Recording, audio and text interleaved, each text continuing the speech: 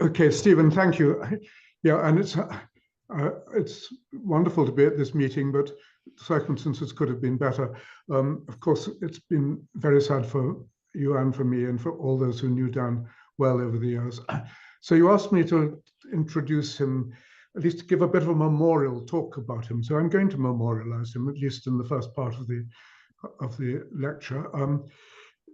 As some of you will know, the memorial stone for Sir Christopher Wren in St. Paul's Cathedral in London reads, "Si monumentum requiris circumspici." If you want a monument, look around you. Wren, the architect, transformed the landscape of London in the 18th century. Dan Dennett, over the last 60 years, transformed the landscape of cognitive science. Everywhere we look, we find monuments to his radical vision. The nature of the self, natural selection, intentionality, the meaning of meaning. As was said of the physicist Ernest Rutherford, his mind was like the bow of a battleship. There was so much weight behind it. Dan and I were close friends for 40 years. I visited him at home in Cape Elizabeth 2 weeks before he died in April.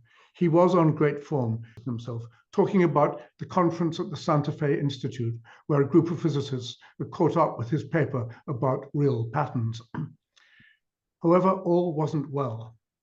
2 days earlier, he'd done a filmed interview for a documentary about consciousness, in which he was contemplative and wistful in a way I'd never seen, talking about the possibility of immortality.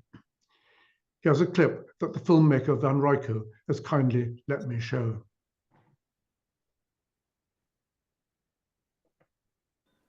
We can live on in the memory of our loved ones. And they can hear our voices and remember us, and we can posthumously give them advice, remind them of things that are important, and they'd be grateful for this. It's almost as though Dan knew what was coming. Soon after I got home to Cambridge, I received an alarming message. It's titled "A Bit of a Setback." We can. After you left, Dan's note read, I came down with a raging cold. This morning early, I woke up and tried to get to the bathroom. I slid slowly off the bed and landed gently on the floor and couldn't get up. I went in the ambulance to the emergency room just to see if something serious was wrong. No, not COVID, not the flu, and no worrying developments in the lungs or heart. I'm hoping this won't interfere with our celebration of the eclipse on Monday. Loved Dan. But it did interfere. Next day, Dan was admitted to the hospital with pneumonia and put on a respirator.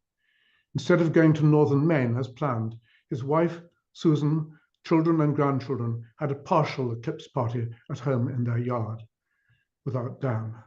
Dan died a few days later. When I first met Dan in 1985, a new world opened for me. Until that point, I can't say I'd had anyone who I looked up to as an intellectual hero.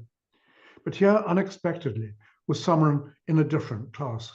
It wasn't just that Dan was cleverer than me. He was better at almost everything.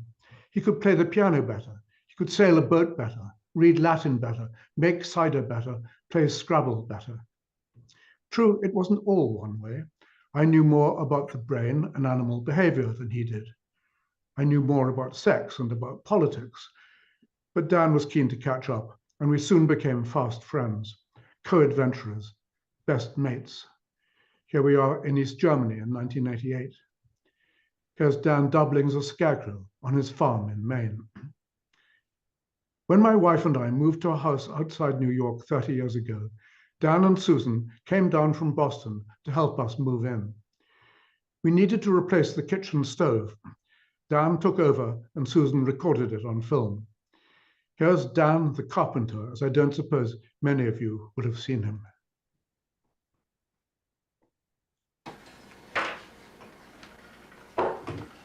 Now we gotta get the chainsaw.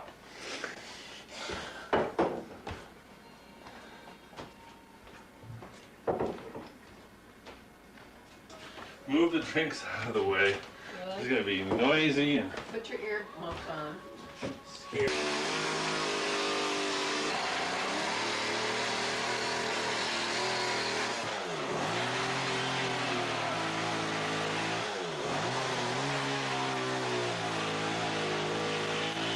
we've done? Well, we cut this huge piece out with a chainsaw, which is the only way we could get in close enough to the edges. No other power saw could get that. And Nick was going to do it all with this little saw. But we thought that probably we should do it now with this chain. And done. 9/18/95. That's great. Do you have it, Susan? Well, actually, some of you may have seen this side to Dan. He did like to sign off on his achievements. Whether it was cracking a philosophical problem or sweeping a chimney, when he was pleased with what he'd done, he'd let you know. Dan Dennett done it. Job done, let's move on. One of Dan's few blind spots as a philosopher was his inability to see that when he had solved a problem to his own satisfaction and announced his solution, this wouldn't necessarily bring things to a close. Many's the time I've had to remind him that being right about something is only half the battle. The show's not over till the fat lady stops singing. And in philosophy, as in life, there are some fat ladies who just don't know when to stop.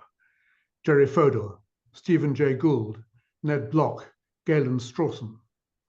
Till the end of Dan's life, he could hardly believe that there were still people who were so stupid as to disagree with him.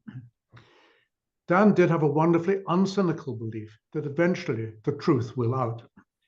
He was completely confident of that sort of immortality for his philosophical discoveries, and he took comfort in knowing he'd continue to be there for people after his death, still able to explain and give an opinion. I was in Nepal last month for a conference on animal consciousness. Next one. A conference on animal consciousness. Among our company were several Buddhist monks. Inevitably, our discussion turned to reincarnation, to the possibility that the soul, the spiritual essence of a living being, begins a new life in a different physical body after biological death. Now, what does this spiritual essence amount to? How can you test whether one person is the reincarnation of another? What the monks search for is evidence of uncanny similarities between the deceased person and the living, in personality, style of thinking, special interests, background knowledge.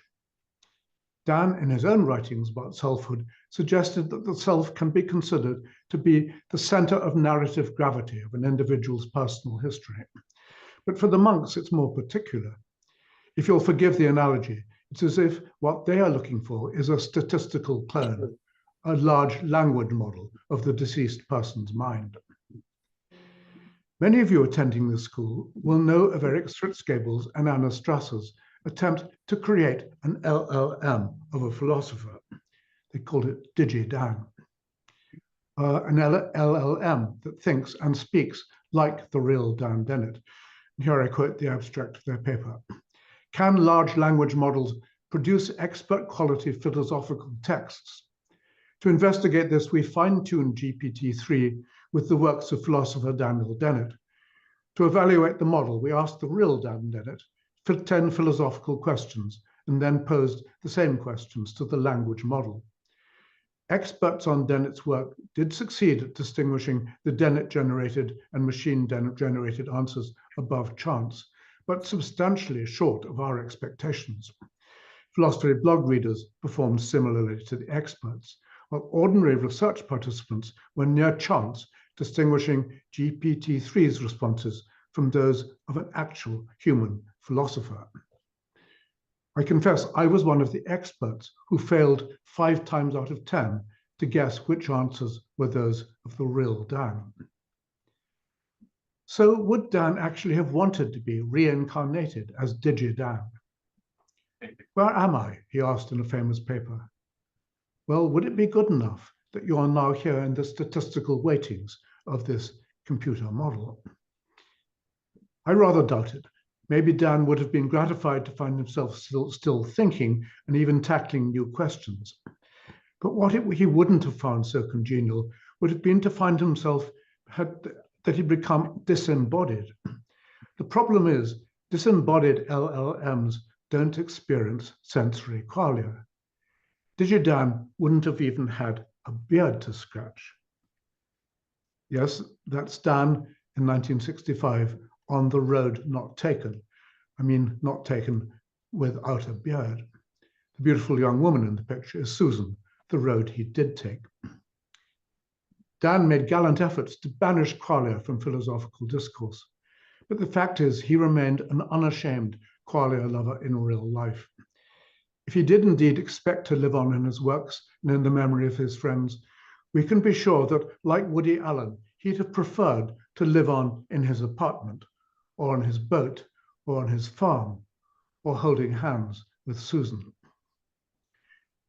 Which brings me to my lecture. It won't be exactly as Stephen has billed it, a memorial lecture for Dan, more of a lecture in Dan's honor, taking off from the conversations about consciousness and selfhood we've had over all these years, that I only wish I could have continued. Dan's title for the talk he intended to give today was, "Will AI Achieve Consciousness? Wrong question."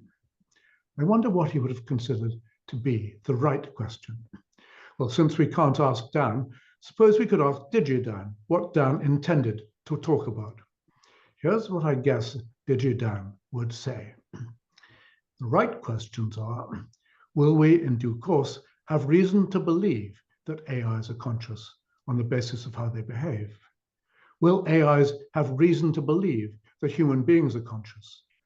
Will AIs have reason to believe that they themselves are conscious? Well, let's suppose the answer to all three turns out to be yes. Then I expect DigiDan would say, okay, then that's all there is to it. If the behavioral evidence adds up, AIs are conscious. And so am I am DigiDan, and so are you. Or at any rate, we're conscious for all practical purposes. But myself, I'm not so sure about this, that it's okay to define consciousness not in terms of what it is in itself, but by the beliefs it gives rise to. I'm more of a stubborn realist about consciousness. For me, consciousness exists as a first-person way of being, a way of being that causes us to hold certain beliefs and behave in certain ways, but isn't actually reducible to these beliefs. You and I are living examples of this way of being. We know the effects it has on us. We know what it's like. Will AIs ever be conscious in the way we are? I'm happy to call that the right question. Then, of course, we have to pin down exactly what we're talking about when we say conscious in the way we are, conscious as a way of being. And the problem is that we, I mean philosophers, psychologists, roboticists, ordinary people, can mean several different things by conscious in the way we are. Let's agree at least on where to start. Let's agree that for an entity to be conscious in any way at all, it has to be a subject that entertains mental representations. As John Locke said, consciousness is the perception of what passes in a man's own mind. Yet the stream of consciousness follows many different channels, and not all of what we perceive passing in our minds is equally salient or equally significant. We tend to be much more impressed by some kinds of mental representations than by others. And there's no denying that there's one kind of representation that outshines everything else. I mean, the representation of events at our sense organs that we call sensations. The pain of a bee sting, the smell of coffee, the redness of a cherry. I think we all agree the big question about AIs too is, will AIs of the future experience the qualia of conscious sensation? Will they feel their own existence in the way that we do? But let's not start with future artificial intelligences. Obviously, we should start with the natural intelligences with which we already share this planet. We tend to be we already share this planet. Do non-human animals feel their own existence in the way that we do? Or to frame the question in the way that's increasingly popular and that obsesses the esteemed convener of this summer school, Stephen Hunnad, are non-human animals sentient? I believe as a scientist, there has to be a fact of the matter about this. Sentience, feeling consciousness, is a biological phenomenon with clear physical boundaries. Animals either have it or they don't. It can't just be a matter of opinion. Even so, I believe it's a more extraordinary biological phenomenon than most scientists and philosophers have ever imagined. And I expect that's true of everyone attending this school. I'm going to begin with a bit of personal history. The cover of the New Scientist magazine in 1972 showed a picture of a rhesus monkey with the headline, "A blind monkey that sees everything."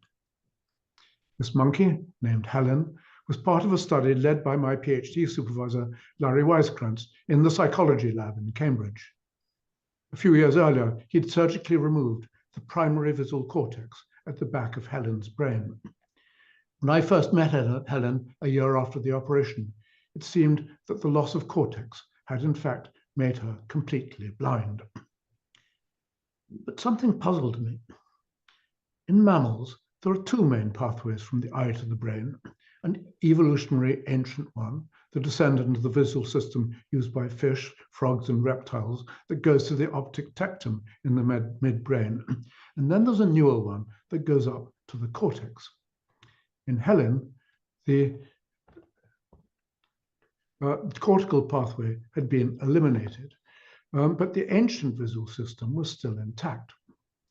If a frog can see using the optic tectum, then why not Helen? While Weiskrantz was away at a conference, I took the chance to investigate further. I simply sat with Helen and played with her, offering her treats for any attempt to engage with me by sight. To my delight, she began to respond. Within a few hours, I had her reaching out to take pieces of apple from my hand. Within a week, she was reaching out to touch a small flashing light. 7 years later, she was running around a complex arena, deftly avoiding obstacles, picking up peanuts from the floor. Anyone who'd observed Helen in 1972 and didn't know the history, it might have seemed that our eyesight was now quite normal. Indeed, Dan and I showed this film to a class in philosophy at Columbia University and asked them why we were showing it and could they think of any reason why this monkey was special. Nobody saw any reason not to believe that she was a normal, seeing, perceiving, conscious monkey. Well, while she did seem to be so successful at this, let's just watch the end of this film because I do think it's extraordinary. This monkey has no visual cortex. 7 years earlier, she'd been completely blind. Just to show what happens when she can't see something. There's a test of, for example, she's not using echolocation. And here you'll see she spontaneously goes up and uses vision to satisfy herself, take some peanuts from my hand.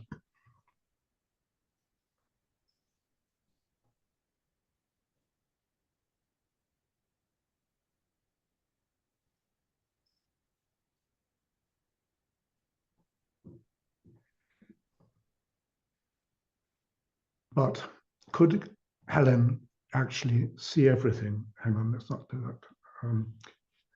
In the way the cover of the New Scientist implied. I myself didn't really believe so. I found it hard to put my finger on what was missing, but my hunch was that Helen herself still doubted she could see. She seemed strangely unsure of herself. If she was upset or frightened, her confidence would desert her, and she'd stumble about as if in the dark again. The title I gave to my article inside the magazine was Seeing and Nothingness. We were on the brink of a remarkable discovery. Following on from the findings with Helen, Weiskrantz took a new approach with a human patient, DB as he was known. He'd undergone surgery to remove a growth affecting the visual cortex on the left side of his brain. The operation rendered him blind across the right half of his field of vision. DB himself maintained that he had no visual awareness in that affected area. Weisskranz, however, now decided not to take DB's word seriously, not to take his word for it. And overcoming his protests, he asked him to guess what he would be seeing if he could see. To everyone's surprise, it turned out he could in fact guess both the location and shape of an object to which he believed he was blind. DB was the most surprised of all. To him, this success in guessing seemed quite unreasonable. So far as he was concerned, he wasn't the source of his perceptual judgments. His sight had nothing to do with him. Weisskranz named this capacity blind sight. Well, as you know, blind sight is now a well-established clinical phenomenon. However, when first discovered, it seemed theoretically quite shocking. A patient with blind sight has no visual sensation of the light arriving at his eye, yet he is still able to use the visual information to perceive the existence of objects out there in the world. No one had ever expected there could be any such dissociation between sensation and perception. And having seen Carl Friston's talk yesterday, you'll know that Carl Helmholtz couldn't have seen that, and nor could Carl Friston. They both still believed that perception depended on sensation. Yet as I ruminated on the implications of this dissociation for understanding consciousness, I found myself doing a double take. Perhaps the real puzzle isn't so much the absence of sensations in blind sight as the presence of sensations in normal sight. If blind sight is seeing and nothingness, normal sight is seeing and somethingness. And surely it's the nature of this something that we have to explain. Something which apparently isn't even required for visual perception. Why do sensations have the mysterious feel they do? Why is there any such thing as what philosophers have come to call phenomenal experience? Our subjective personal sense of interacting with stimuli arriving at our sense organs, not only in the case of vision, but across all sensory modalities. How we experience the redness of red, the saltiness of salt, the paininess of pain. What does the extra phenomenal dimension amount to, and what's the use of it? Sensations, let's be clear, have a different remit from perceptions. Both are forms of mental representation. They're ideas generated by the brain, but they're about very different kinds of things. Perception is about what's happening out there in the external world. The apple is red, the rock is hard, the bird is singing. By contrast, sensation is personal. It's about what's happening to me and how I as a subject feel about it, how I evaluate it. The pain is in my toe and it's horrible. The sweet taste is on my tongue and it's sickly. The red light is before my eyes and it's stirring me up. It's as if in having sensations, we're both registering the objective fact of stimulation and expressing our personal bodily opinion about it. And as I'll explain shortly, I think that's just what we are doing. But why do it this way? What makes the subjective present created by sensations seem so rich and deep, as if we're living in thick time? What can the artist Kandinsky mean when he writes, "Color is a power which directly influences the soul. Color is the keyboard, the eyes are the hammers, the soul is the piano with many strings"? Why indeed do we use the strange expression, "it's like something," to experience sensations? Is it because sensations are like something they can't really be? In asking these questions, we're up against the so-called hard problem of consciousness, which we've already had referred to. How a physical brain could possibly underwrite the extra-physical properties of phenomenal experience. As the neuroscientist Christoph Koch once wrote to me, "It's such a mystery, it seems to call for God." Well, for 50 years, I've been searching for an answer that doesn't require God. And from the start, I've been suspicious of theories that attempt to identify the neural correlate of consciousness. Many theorists continue to believe that conscious states are identical to brain states. And for them, the obvious and best approach to the problem is to search for brain events that have phenomenal properties built into their physical structure. It's actually quite an old proposal, going back to the 1929 Encyclopedia Britannica entry on consciousness, for instance. You could read about the cyconic theory. One theory holds that each atom of the physical body possesses an inherent attribute of consciousness. If each atom, or in later forms of the theory, each cell of the body emanates its own consciousness, then the self must actually consist of an amalgam of all these tiny units of awareness. Well, today, of course, the language has moved on. At last year's big conference on the science of consciousness, participants were invited to vote on which theory is the most convincing solution to the hard problem. The cyconic theory as such didn't feature among the 18 theories on offer, yet several of the popular theories were near neighbors of it. Integrated information theory, for example, postulates, and this is a recent quote from Koch, there is a complete one-to-one mapping between any experience and all of its phenomenal distinctions and relations on the one hand, and the causal structure that's identical to it, and it is unfolded from its physical substrate on the other hand. Well, wow, a perfect explanation, you might think. Yet I myself believe that this and all such physical identity theories have got off on the wrong foot. They were and are attempts to explain how phenomenal properties could be properties of a brain process. You'll find Carl Friston, among others, and Emil Seth, all these people making that kind of claim. But I think this rests on a fundamental misunderstanding of what it is we're trying to explain.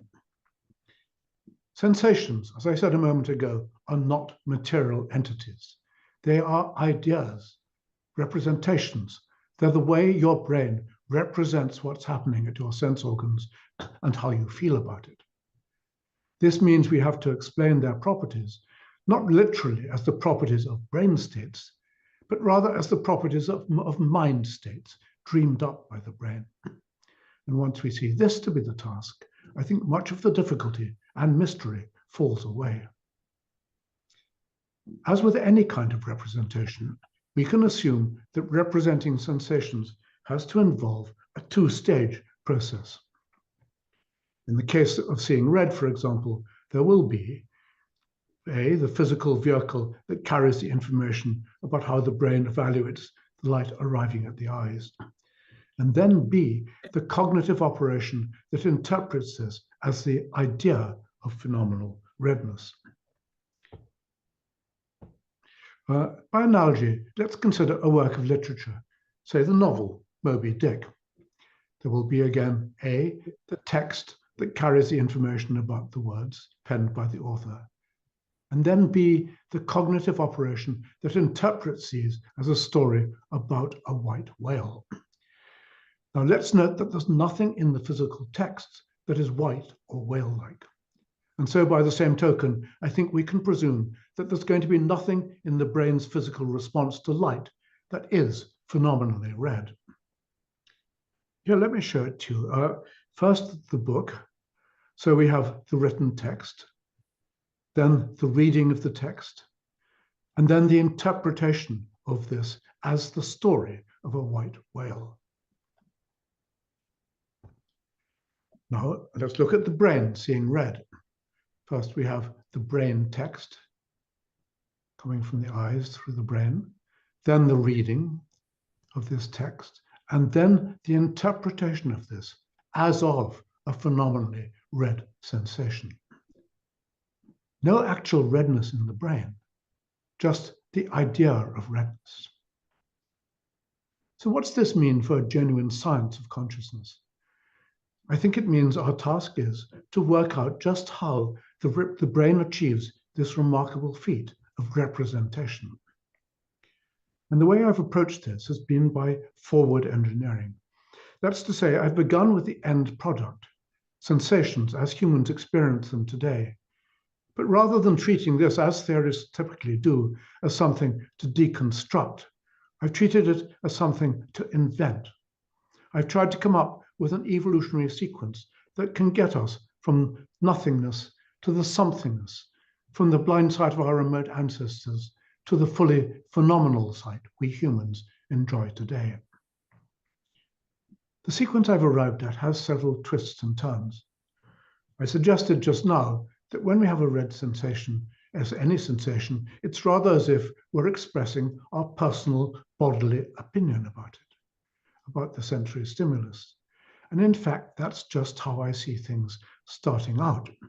I believe sensations originated as active behavioral responses to stimuli arriving at the body surface. They were something the subject did about the stimulation long before they evolved to be something the subject felt about it. So imagine a primitive amoeba-like animal floating in the ancient seas. Stuff happens to it. Light falls on its body. Pressure waves press against it. Chemicals stick to it. Some of these events are going to be good for the animal, others bad. If it's to survive, it must evolve the ability to sort out the good from the bad and to respond appropriately, differently, reacting to this stimulus with an ouch and to that with a whoopee. I call these expressive responses that evaluate the inputs at the sense organ, I call them sentition, somewhere between volition and sensation. To start with, they are entirely local responses, wriggles of acceptance or rejection, organized around the site of stimulation. When, say, red light falls on the animal makes a characteristic wriggle of activity. It wriggles redly. When salt arrives, it makes a different kind of wriggle. It wriggles saltily. Before long, the responses come to be mediated by a central ganglion or proto-brain. Now, presumably, sentition has been designed by natural selection to be adaptive, with each response taking account of what kind of stimulus is reaching the body's surface and what import it has for the animal's well-being. Thus, even from the earliest stage, we could say the animal is enacting what the stimulation means to it. Yet to begin with, the responses are entirely reflex, and none of this meaning is being held in mind. Let's imagine, however, that as the animal's life becomes more complex, it reaches a stage where it would indeed benefit from retaining some kind of mental record of what's affecting it, a representation of the stimulus that can serve as the basis for planning and decision-making. And it turns out there's a very neat way of doing this. To discover what's happening to me, the animal has only to monitor what I'm doing about it. And it can do this by the simple trick of creating a copy of the command signals for the responses, an efference copy that can be read in reverse, as it were, to recreate the meaning of the stimulation. In short, the animal can begin to get a feel for the stimulus by accessing the information already implicit in its own response. This, I believe, is the precursor of subjective sensation. But of course, it won't at first be a sensation as we humans know it. It won't have any special phenomenal quality. The key to acquiring phenomenal properties lies in how sentition goes on evolving. In the early days, it does involve bodily behavior out in the open. But there must come a time when such overt behavior is no longer appropriate. The animal no longer wants to recoil reflexly from red light, for example. But now it still wants to register that red light is falling on its body and that it feels menacing. So what to do? The solution natural selection hits on is ingenious. It is for the responses to become internalized or privatized. What happens is that the command signals, rather than bringing about actual motor behavior, begin to target the internal body map that the sense organs project to the brain. In this way, sentition evolves to be a virtual bodily response, yet still an activity that can be read to provide a mental representation of the stimulation that elicits it. Now, as luck would have it, and I mean luck here, the privatization has a wonderful result. To illustrate what happens, Let me switch to something more like a human brain. Here we have sentition, the evaluative bodily response. Here the efference copy is being monitored by a proto-self, the new subjective sensation. And here now, the response is being privatized. And what's the result? It leads to a feedback loop between motor and sensory regions of the brain, a loop with the potential to sustain recursive activity. And I believe this development is game-changing. Crucially, it means the activity can be drawn out in time, so as to give rise to the thick moment of sensation. But more than this, the activity can be channeled and stabilized so as to create a mathematically complex attractor state, a dynamic pattern of activity that recreates itself. Such an attractor can, in theory, have remarkable hyperdimensional properties, real or unreal, magical. The answer will be in the eye of the beholder. Small adjustments to the circuitry will result in dramatic changes to the attractor's shape, with corresponding changes in the subjective experience. And the upshot is, at least in the line that led to humans, it's the creation of a very special kind of attractor, one that the subject reads as having the feel of phenomenal qualia. This attractor is still a type of sentition, which originates as a response to sensory stimulation, and it still carries information about what's happening to me. But the information now comes in a remarkable new package. It comes, if you like, as part of a riddle written on the brain. Arguably, the brain has in fact evolved to methodically bamboozle the mind. So there we are, job done. I might have said that. Of course, this is only the story in bare outline, and no doubt it's only partly right at best. But I'm convinced that every step is plausible as an evolutionary development, and it leads to an end state that could, in principle, be responsible for phenomenal consciousness as we humans know it, and as other sentient animals, such as exist, must surely know it too. I acknowledge, however, that this is an explanation of how sentience evolved. If it is that, the story is still far from complete. For we still have to explain why, what it's all for. What can have driven these evolutionary developments and those final stages in particular? What can have been the biological advantage of having sensations dressed up in this wonderfully exotic way? Is phenomenal consciousness actually for anything? There are a good many theorists quite willing and even happy to answer no. To quote the philosopher Jerry Fodor, consciousness seems to be among the chronically unemployed. As far as anybody knows, anything that our conscious minds can do, they could do just as well if they weren't conscious. Why then did God bother to make consciousness? What on earth did he have in mind? Well, I won't presume to answer on behalf of God, but what I will do is try to answer on behalf of natural selection. To explain the use of phenomenal experience, I suggest we can and should let our own first-person intuitions be the guide. Who can know better than you or I do what sentience is for? So ask yourself, what would be missing from your life if you lacked phenomenal consciousness? If you had blind sight, blind touch, blind hearing, blind everything? I think there's an obvious and true answer. It's the one I touched on when discussing blind sight. It's that what would be missing would be you, yourself. As I remarked earlier, one of the most striking facts about human patients with blind sight is that they don't take ownership of their capacity to see. Lacking visual sensations with phenomenal properties, lacking the somethingness of seeing, they believe that their manifest capacity for visual perception has nothing to do with them. Then imagine what it would be like if you were to lack phenomenal experience of any kind at all, if you were to believe that none of your sensory experience was owned by you. Presumably, yourself would disappear. Of course, I'm not alone in saying this. The Scottish philosopher David Hume was in no doubt that sensations provide the basis for selfhood.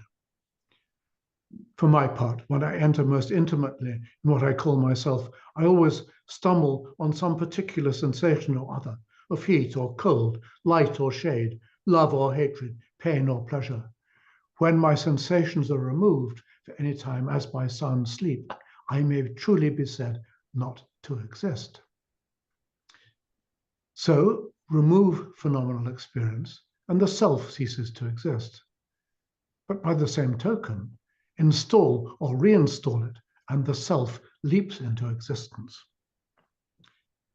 Let's think back then to that point deep in the past, when natural selection first breathed life into the loops in your ancestors' brains, and they woke up to find themselves transformed into sentient, self-conscious beings.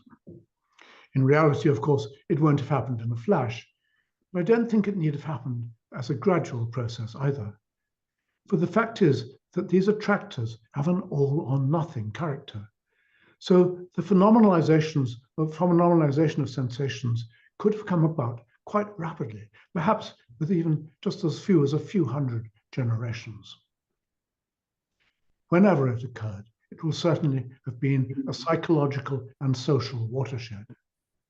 With this marvelous new phenomenon at the core of your being, you'll have begun to matter to yourself in a new and deeper way. You'll have come to believe, as never before, in your own singular significance. And it won't just be you, for you'll soon recognize that other members of your species probably possess conscious selves like yours. So you'll be led to respect their individual worth as well. I feel, therefore I am. You feel, therefore you are too. In fact, you'll soon make a remarkable discovery. It's that when you imagine yourself in your fellow creature's place, you can model in yourself what they are feeling. In short, phenomenal consciousness will have become your ticket to having a theory of mind and living in what I've called the society of selves. So we come to the big question. If this account is anything like right, what does it say about the distribution of phenomenal consciousness across the animal kingdom and maybe beyond it? I've shown some chimps in my slide. No one could doubt that they are sentient. But among the huge variety of other non-human animals alive today, which species are likely to have crossed that line to sentience? Well, my account suggests there will be two crucial considerations. It's going to depend on the kind of brain the animal has and the kind of life it leads. First, there will have been no physiological means for generating phenomenal experience unless the animal has a brain that can house sensory-motor feedback loops capable of creating attractors of the kind I've described. Second, there will have been no evolutionary incentive for the animal to acquire these attractors unless it has a lifestyle in which possession of a phenomenally enriched sense of self can enhance its personal and social survival. This leads me to a surprising and possibly unwelcome conclusion, certainly I think unwelcome to my host, Stephen. It means, I think, that sentience must be a rather recent evolutionary innovation. By far, the majority of animals on Earth have neither the brains nor the use for it. To stick my neck out, I'll be more specific. I suspect that sentience may not have arrived until the evolution of warm-blooded animals, mammals and birds around 200 million years ago. And I draw the line there for two reasons. The invention of warm-bloodedness had major effects both on animals' lifestyles and on their brains. To start with, it made animals relatively independent of environmental conditions. Cold-blooded animals not only have to stay within relatively narrow geographic limits, but they have their activity levels dictated from moment to moment by the ambient temperature. As the sun sets or goes behind a cloud, the body of a cold-blooded animal, such as a lizard, chills, and its muscles and nerves slow down.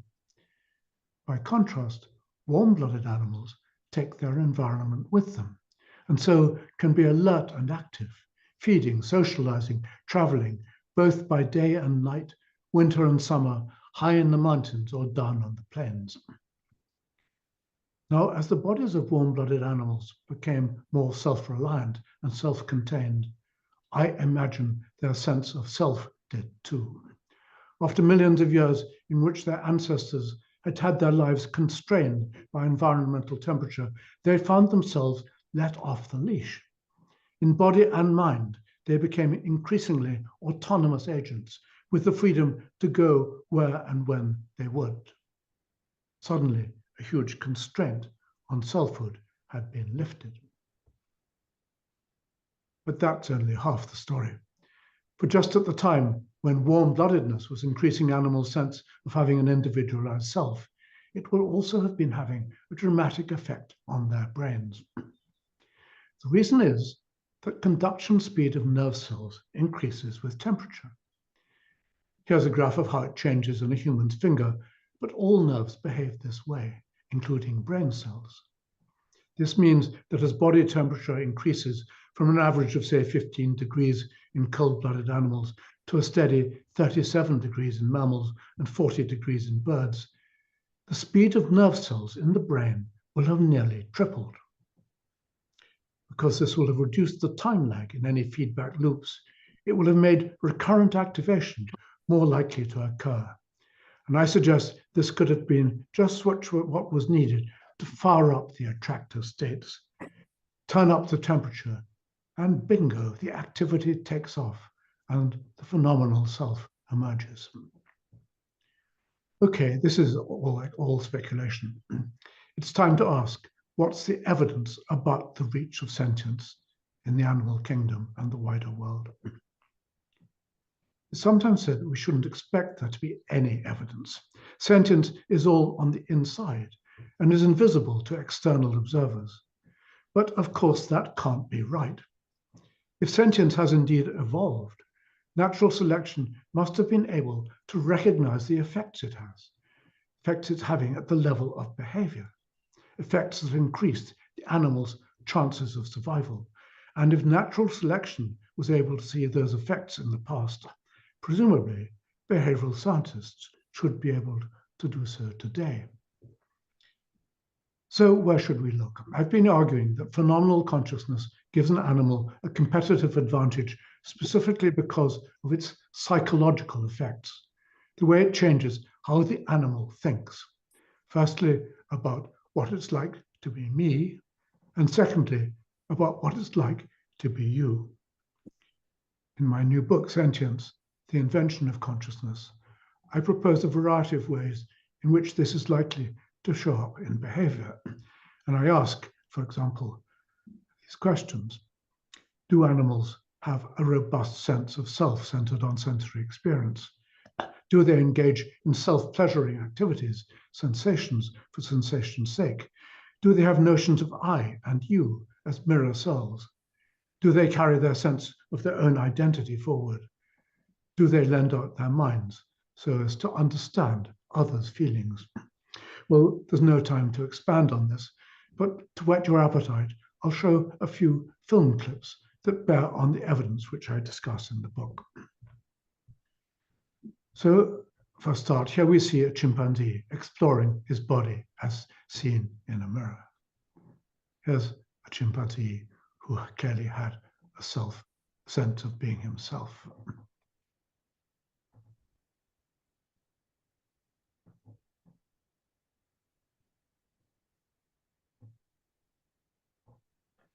Here are swans going for a joyride. Pure sensation seeking, boosting their sense of what it's like to be me.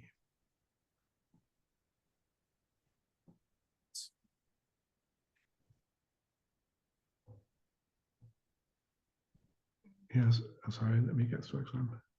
Here's a dog doing something similar.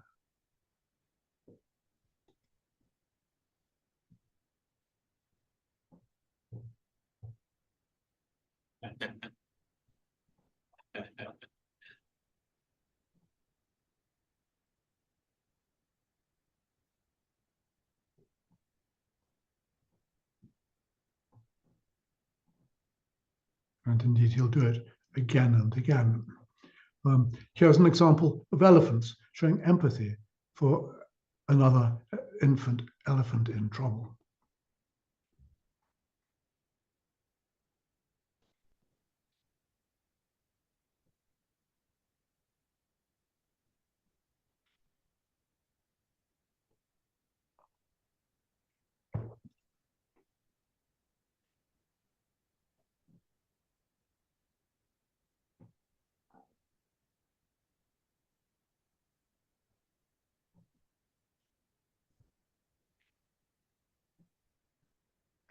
And here's a person doing the same, rescuing a member of another species in this case.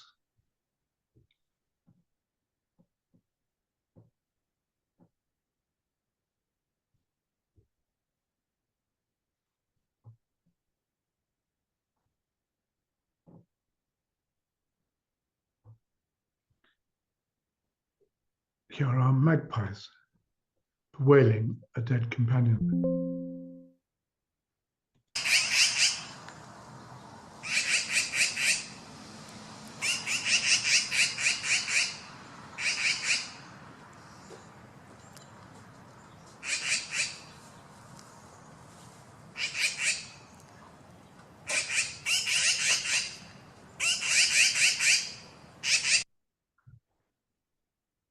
And here's a chimpanzee giving a child a thrilling joyride. His child. Airplane.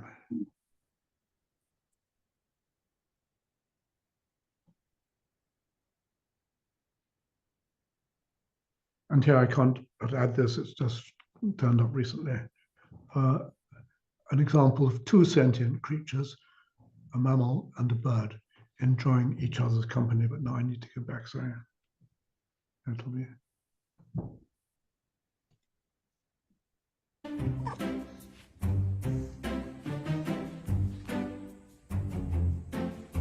Clearly, to each saw the other as a conscious self.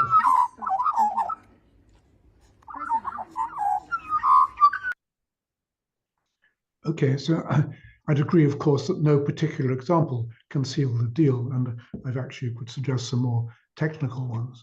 But they add together, and I reckon the balance of evidence supports my hunch that it is only mammals and birds that make the cut. Chimpanzees and dogs and parrots all affirm their selfhood in ways like this. Lobsters, lizards, frogs really don't. Look at Bruegel's painting of animals waiting to be invited above Noah's Ark. See, they are in fact all warm-blooded. Knowingly or not, I think Bruegel has painted the kingdom of sentience. Okay, but octopuses, what about them? They're everybody's favorite candidate for an outlying species that is sentient. But I have to say the behavioral evidence simply belies this. Octopuses are undoubtedly highly intelligent. Yet on the face of it, octopuses don't find pleasure in sensation seeking. They don't have a strong sense of themselves as individuals.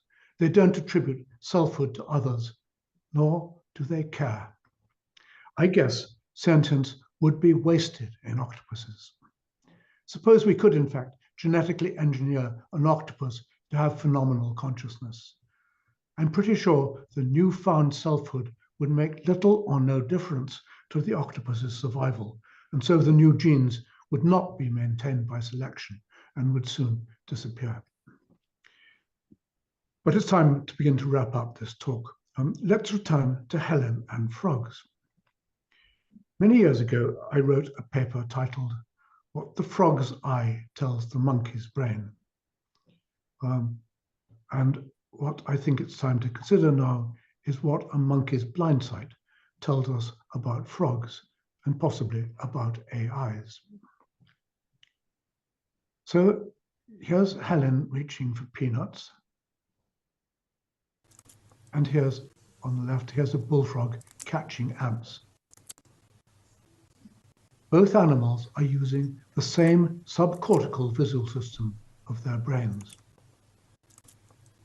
With Helen, poor blind-sighted Helen, there's good reason to assume that despite her obvious visual competence, there was nothing it's like for her to see.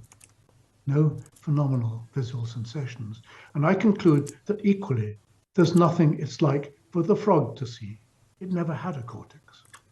And furthermore, there's probably nothing it's like for the frog to taste or hear or feel pain. And I think the same goes for most animals on Earth. However, that's not my last word. And in my closing remarks, I'd like to make a significant concession. When I argue that animals such as frogs are insentient, I don't mean necessarily that they're not conscious at all. Indeed, I've come round to thinking that many insentient animals probably are conscious, but conscious in a more robotic, zombie-like way. And I'll need to unpack this. As I said at the start, the most general definition of consciousness is simply that you, the subject, have introspective access to mental states, that you know what's in your mind.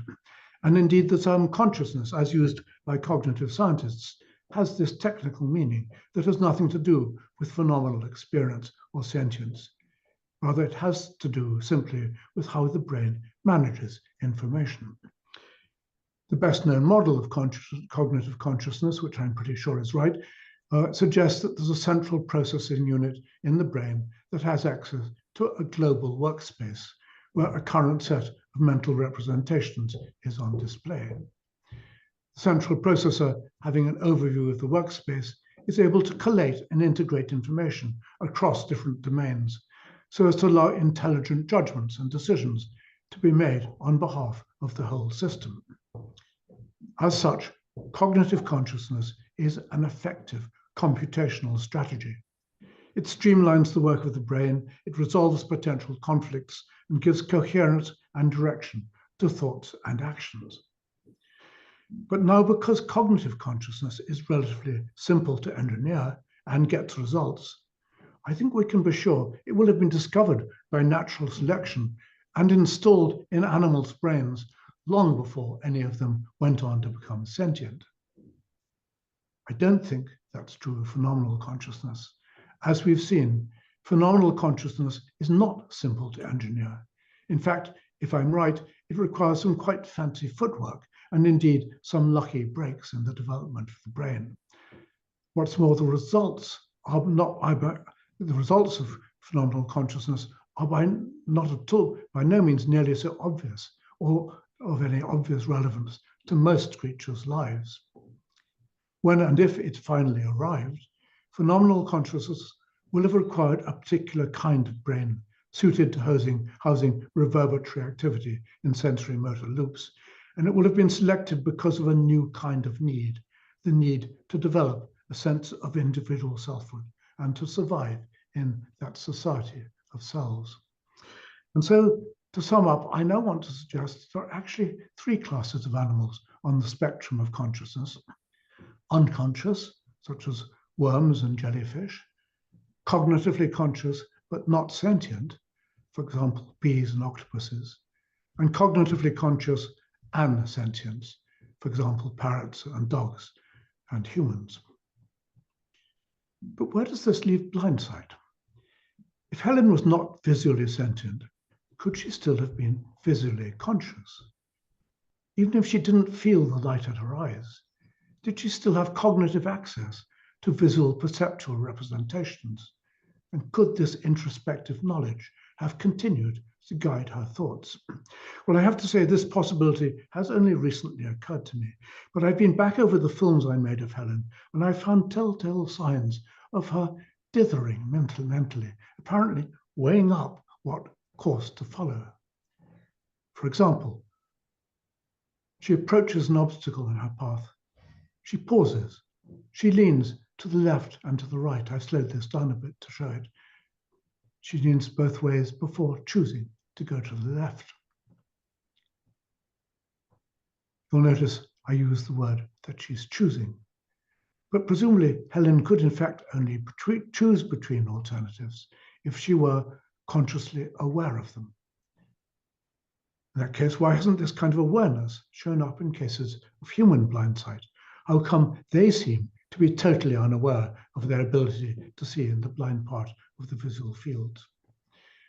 Well, actually, there's a fairly obvious answer, and it is that almost all cases of human blind sight, are cases of half blind sight, where only a part of the visual cortex is destroyed, and the subjects still have normal vision, at least half of their visual fields. Given that vision in the damaged field lacks all the familiar quality of that in the good field, it can easily seem to the patient that there's a complete void in the blind side. So they say they're blind. Helen's case was very different. She had complete destruction of the visual cortex. So Helen didn't have a good field to compare it to, nothing to continually remind her of what she was missing. And so she could develop an idea that she actually did have conscious access to what was going on in the blind field. And this raises the question, what would happen if a human had complete destruction of the visual cortex? There's just one case. In 2008, a man from Rwanda, he's called TN, had 2 strokes, terribly bad luck. 2 strokes 36 days apart that left him with no primary visual cortex on either the left or the right-hand side of his brain. He appeared at first to have been rendered totally blind. He himself said so. He had no visual sensations. Nonetheless, like Helen, he soon showed signs of being able to avoid obstacles using his eyes. Here's Larry Weisskant leading him down a corridor. I need to get this going, sorry. Rather like I set up for Helen. And we'll see that he's apparently able to avoid obstacles, quite unlike anything which had been seen in blind sight before. There was, however, nothing as yet to show he was cognitively conscious of what he could see. Indeed, he continued to say that he was blind. But when I got to meet him a few years later, there had been a remarkable change. TN was now quite sure that he could see, and he was proud of it. Without prompting, he'd now volunteer to say what he was seeing. Let me show you 2 remarkable examples, and I think these are quite extraordinary. This man has no visual cortex. Il est sur place. You know, he's showing, looking at the laptop. Il est en train de marcher, sinon je vois qu'il bouge. Il est là. Il est en train de marcher. Il est en train de, non, qui est en train de marcher, je n'ai pas de doute. Là, je vois qu'il marche. While walking to the right we go, but he's walking, but he doesn't move. Il est en train de marcher, sinon je vois qu'il bouge. Il est là. Il est en train de marcher. Il est en train de, non, qui est en train de marcher, je n'ai pas de doute. Là, je vois qu'il marche. You look at that man, you think, of course, he must have cortex like ours. Il est en train de marcher, He's sinon got je vois no qu'il visual bouge. cortex. He says he's blind. Il est en train de, non, qu'il est... And here's another example. Voilà, ouais, ça c'est la fleur. Color vision. Le trait I, il est ici. Ouais. Ah, Une ça- des 2 est rouge. Oui, oui, c'est ça. C'est ça, non? C'est Oui. correct? Tout à fait. He is Ça, c'est the rouge. other Ah, there, oui. Ah, c'est rouge. looking totally Immédiatement. amazed. Parce que ça a brillé directement. Donne-moi encore une fois. Écoute, c'est extraordinaire aussi. Voilà, c'est rouge. Voilà. Bien, très bien. C'est ça là. The translate. Le souffle. Un. Et l'autre. Un, c'est le rouge. Ok. Non, mais le rouge, c'est ça. Oui, bien, très Il bien. est faux, hein, C'est ça, ouais, merci. Okay. I think this is mind-blowing. It hasn't been published yet, this particular study. Tien sadly has died, and so we haven't been able to follow up. But when we write this up, I think people are going to find it throws a completely new light on blind sight and the possibility of cognitive consciousness in the absence of visual sensation. Discussing this with Dan some months ago, I said I wanted to describe Tien as a conscious zombie. Dan, I may say, was shocked. He thought I was aligning myself with David Chalmers and his preposterous idea of a philosophical zombie who is a creature physically identical to a conscious creature, but which isn't conscious. But I wasn't suggesting Tien as a philosophical zombie. And I want to apologize for using the word zombie as a way of characterizing a psychological state, psychological zombie, the state of being conscious but not sentient, whether it's blind sight or the equivalent condition that's the natural state of frogs, octopuses, honeybees, and so on. Yes, they're conscious, but they're not conscious in the way humans or dogs or parrots are. So now, when it comes to the question of whether AIs will achieve consciousness, Dan's question at the beginning, I believe it's crucial that we recognize the scientific possibility of zombie consciousness and adopt a terminology that gets to the heart of it. Yes, AIs probably soon will achieve zombie consciousness. Maybe some already have. It seems to me much more doubtful that AIs will ever achieve sentient consciousness like ours. I don't see why they shouldn't do in principle, but it's not going to happen simply as a result of increasing computational complexity, let alone a larger training base for an LLM. If it happens, it's going to require sentience-oriented selection by human designers, just as in the case of natural selection.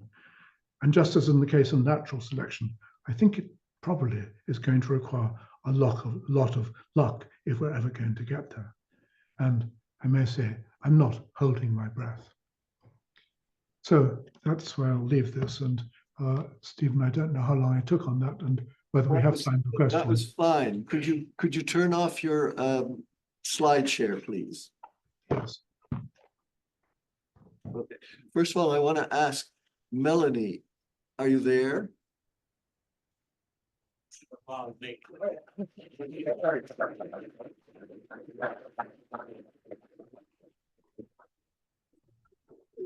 Melanie's left, so I think we'll leave the other part of the memorial to this evening when Melanie gives her talk. We're now open for questions to Nick. There's some in the actually there's some in the already in the other population. I'll read you what we've got. Nick, oh, well, I remember one that was asked quite early. So is it all right to be a pescatarian there? I don't believe that fishes have a phenomenal consciousness.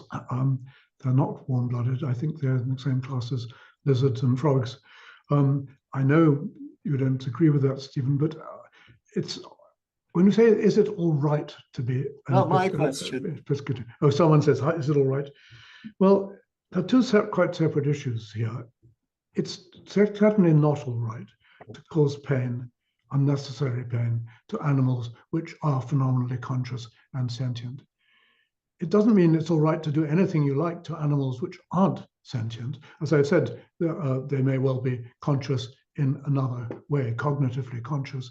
But in any case, they're creatures evolved in their own right to live their lives they were designed to lead.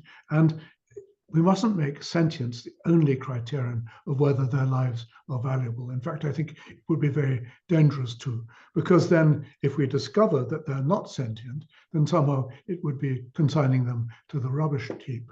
But of course, that's not what we should be doing. Ethics isn't entirely to do with sentience. It's to do with the whole plan of nature and how animals fit together and the way they support each other and ecosystems and everything else. And I know you believe that, Stephen. I sometimes think that you make sentience the only arbiter, and I think that's a mistake. Of course, I may be wrong about sentience. I'm flying a kite in this talk, and to suggest it's limited to warm-blooded animals is a particular restriction, which I am quite prepared to have proved wrong. But nonetheless, I think we need to be putting forward hypotheses based on the kind of evidence I discussed, which make at least these kind of speculations able, relevant, and perhaps falsifiable. Thank you. Another person, not me, asked, did the frog feel hungry after the experiment or not feel hungry? And did you test Helen the way as you did the frog? Well, Helen wasn't in the same conditions as the frog, except in relation to vision. So, of course, Helen was sentient using all her other senses. I suspect that frogs aren't. I think you can be hungry without being phenomenally hungry. I think, a lawnmower can be hungry for petrol, and a robot lawnmower will go back and charge itself from the electrical supply. Hunger is a functional state which can exist without phenomenal consciousness. So I don't know how we would have tested the frog to see whether it was hungry or not. I suppose that was the question whether the frog felt satisfied by these by these virtual flies it was picking up. I suspect the answer to that is no. I don't think it would have been satisfying. I think it wouldn't have had the dopamine response which it otherwise would have hoped to get from swallowing a blue bottle. Open to questions from the room if you want to. Just come down to the mic. Meanwhile, I'll ask you, what's the difference between zombie consciousness and sentience? Well, the difference is just what I was trying to explain. It's whether or not, in addition to zombie consciousness, some of the representations have phenomenal content, whether sensory representations have the qualia which distinguish them and make them so special. And I think that there's no reason to believe that once we've instilled something like a global workspace, let's say, in a computer, that it will, by virtue of having that sort of consciousness, access to to what's going on inside its mechanical mind and so on, that it will be conscious, it will have introspective access, but it won't be having phenomenal experience just by virtue of that. And I think if that's the case for machines, then it's the case for animal machines at the beginning of life and quite a way through it. I think cognitive consciousness, the global workspace, as I said, is a clever trick invented by nature, probably many times over, not that difficult to engineer, and probably therefore very widespread in the animal kingdom. And I mean right the way down to into honeybees and insects. I shouldn't say down, but to include honeybees and insects and other creatures who show that kind of sophisticated intelligence and behavior. I don't think it goes right the way through the whole of the animal kingdom. I don't believe there's any reason to think that jellyfish or earthworms, probably not earthworms, have even that level of consciousness. I think they plain are unconscious, as are most computers today, as are LLMs, as we know them at the moment. But I do think that LLMs will quite shortly be candidates for what we would call cognitive consciousness. We'll be able to ask them about what's going on in their robot minds, and they'll be able to give answers which correspond to the reality of their mental states. And by that token, they will be conscious. Okay, let me take it back to the subject of this special session, which is Daniel Dennett. What would Daniel Dennett say about your distinction between consciousness and sentience, with all these other words like qualia and phenomenal consciousness? Where are you in agreement and where are you in disagreement with Dan Dennett? Well, we've had a running disagreement about qualia for as long as I know, and I just can't persuade Dan that that is a useful term or refers to anything real in our experience. I think I think he just doesn't get it, which is a surprising thing to say about a man who gets almost everything. But on other issues, Dan and I have pretty big disagreements. He thinks that phenomenal consciousness does go all the way down. He talks about hemi, semi, demi levels of consciousness. He thinks it's a continuum. I think that's just unbiological and against the evidence.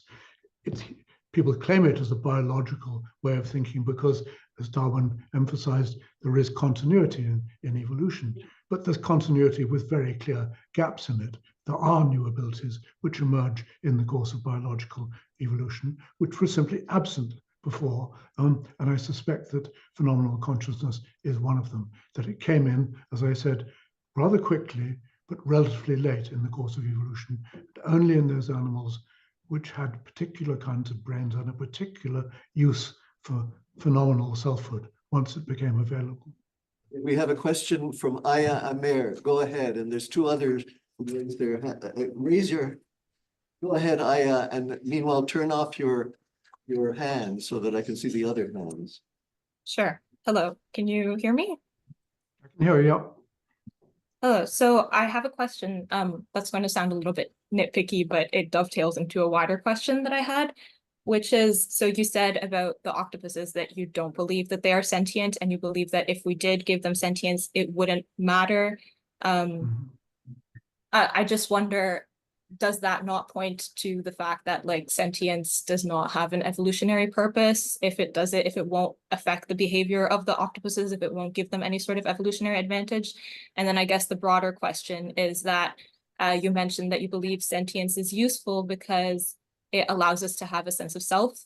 And I'm wondering what you believe the, competitive advantage that having that sense of self is, well, what competitive advantage it grants. Well, it gives a kind of self-importance and individualism to the animal psychology, which I think is extremely valuable when you get into competition with other animals like yourself.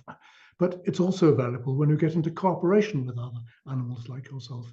And I emphasize that phenomenal selfhood comes into its own when you are living among other animals which have consciousness like yours.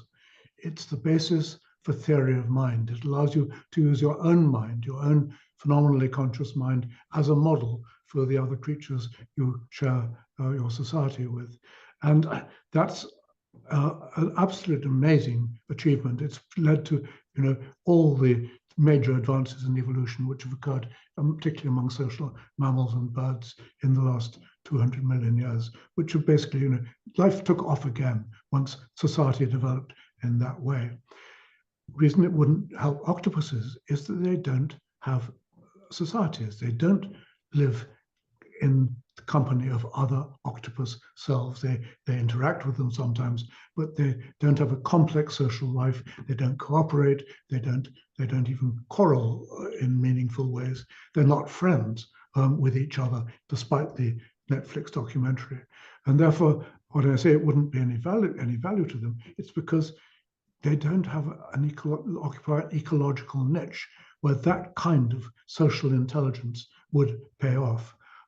So it doesn't contradict the idea that phenomenal consciousness is adaptive in the right circumstances, but simply I'm saying that it wouldn't be adaptive in all circumstances. And we're going to find that with AI as well and with robots. It's not going to, there would be no point in giving most robots at the moment any kind of phenomenal sense of self because they don't have an area to apply it in. If and when we want AIs to develop theory of mind and perhaps show empathy for other creatures like humans and like other robots for that matter, then it's a new ball game. We may at that point want to think about how we could instill sentience in robots at that point. And it may well be that we'll find it the right track to borrow a leaf from nature's book and to do it in very much the way that it's been done in the case of our own sentience by developing something like these feedback loops, for example. That just may be the best and most straightforward way of doing it. But there may be other ways of instilling sentience. Anna Strasser has a question. Go ahead. Is Anna there? Good. Hi, thanks a lot for this really nice pictures and videos and great talk. So I have two things I want to mention. So first about DigiDan. OpenAI retired DigiDan in January 2024, as they called it. So DigiDan was deleted before Dan passed away. Disincarnated.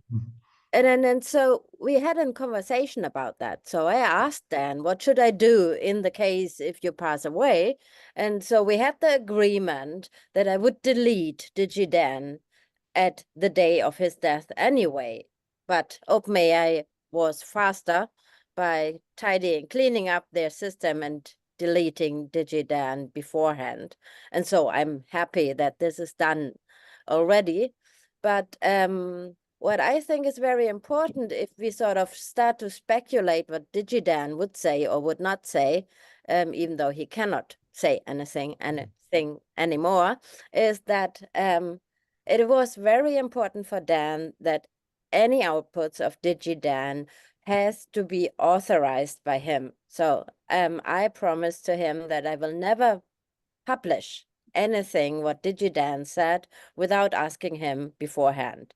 And so that means all the speculations what DigiDan might have said should also be mentioning that we cannot publish or publicly talk about DigiDan outputs without his permission. And as we cannot get his permission anymore, we should maybe stop this speculation. This is not a critic. This is just my personal stance on it. But what is more important to me, I'm still deeply impressed by the story of Helen and the blind side thing. And thinking about that, I had the impression that your social behavior towards Helen made it possible for her to sort of overcome the uncertainty with respect of the lack of sentience concerning visual experiences. And so the question I'm formulating now is sort of a little bit speculative, because of course artificial systems do not have other sentience parts. So they are non-sentient system all the way through. But could you think that if we sort of treat them like we treat little children as social interaction partners, that this could sort of drive the development of them making use of cognitive consciousness, which they might have in the future? So it's speculative, because I would not agree that any system we know of has already cognitive consciousness. But if it would have, could I sort of help the system to make use of it by treating it as a social interaction? Well, first about DigiDan and real Dan. I'm interested that that was his attitude. I wouldn't be surprised if Dan actually is now slightly regretting that decision. Maybe it was ChatGPT-3, wasn't it? So it wasn't as good as it could have been, but I think Dan rather fancied the idea that he could live on and his ideas would be expressed, even in ways he hadn't yet thought of himself, through a model of that kind. And why not? I mean, as I said, it lacked reality in other respects, and he would have hated to have missed out on the life of the body. But nonetheless, supposing we could have Digi-Socrates, I think that would be a wonderful resource. I mean, supposing he'd really been trained on all the texts, which we've never even seen from Socrates, I think it would have been a boon to the world, and a boon certainly to Socrates' reputation. And equally, I think Dan deserves to live on. He does live on through his works anyway. Of course he does, and that's what he was acknowledging in that film clip at the beginning. But I think it could have been at a level which, I understand your sensitivity about that, but nonetheless, I think it's, we could say well, maybe you should just have put it in a cupboard and not destroyed it. As we're running out of time.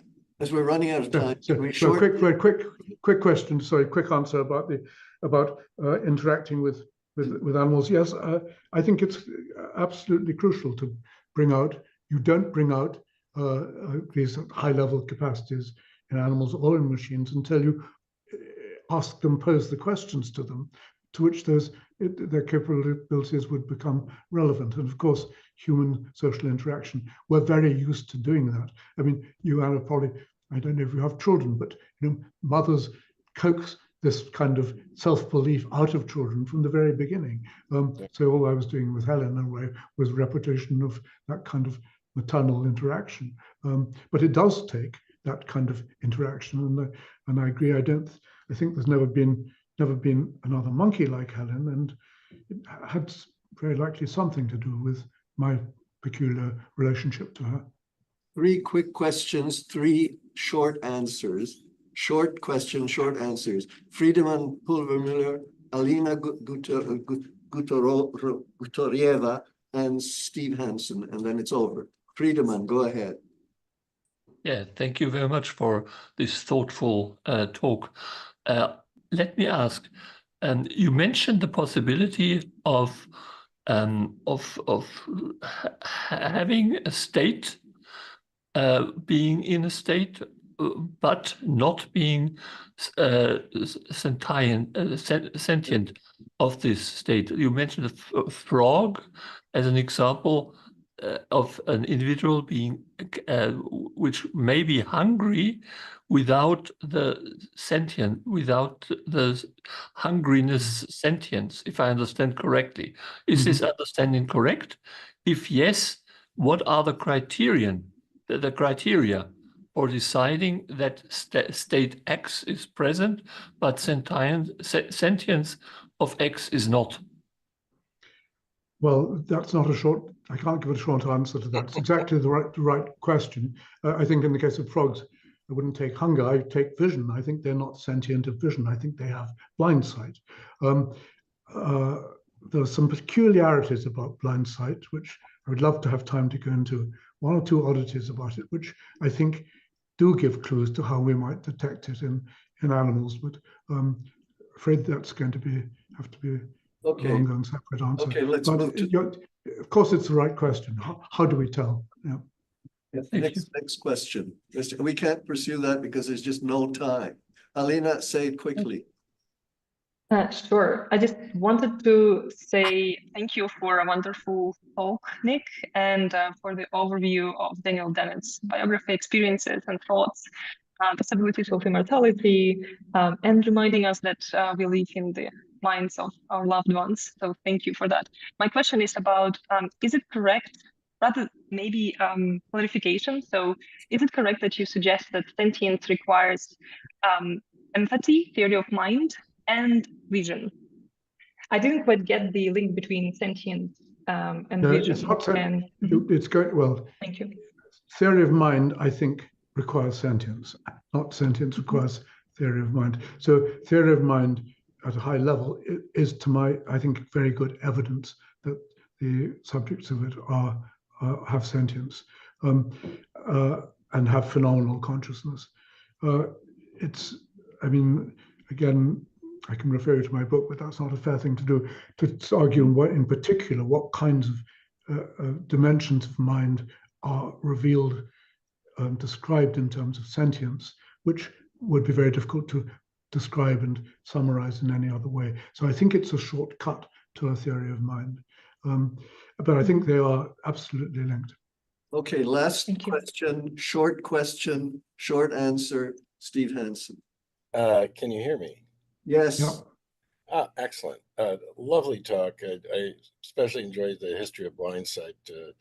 I'd known a lot about this work from some visits at Oxford and Cambridge at different times. But my question is this, LLMs, this is short, probably not easy to answer, are known to have huge attractor states. We've measured all kinds of attractor states in this that make a huge amount of sense. But no one knows how they work. That's just flat out. We just have to accept this was a discovery, not an invention. Now, your theory, which is really fascinating, appeals to attractor states, and recurrence and feedback loops and so on. And so it seems that we're backed into an awkward space where we have to figure out what kind of attractor states that we care about and what kind of attractor space are going to have something to do with consciousness and sentience and all the rest of it. Yes, of course, and it's not going to be me who does that. I haven't got the mathematical sophistication to actually make concrete suggestions about where to go with that. But I hope others will. I think the great thing, it makes it, in a sense, attractor states make everything too easy because they do have these hyperdimensional properties. Some attractor states require an infinite number of dimensions to characterize them. That gives plenty of scope for natural selection to pick and choose in terms of deciding what's going to work in terms of a creature's psychology. But it certainly, yes, we need much more sophisticated analysis than I could ever give. And at the age of 81, I'm not going to start. But I hope there'll be others who might take up these ideas. Thanks very much, Nick. It was a very stimulating and provocative presentation.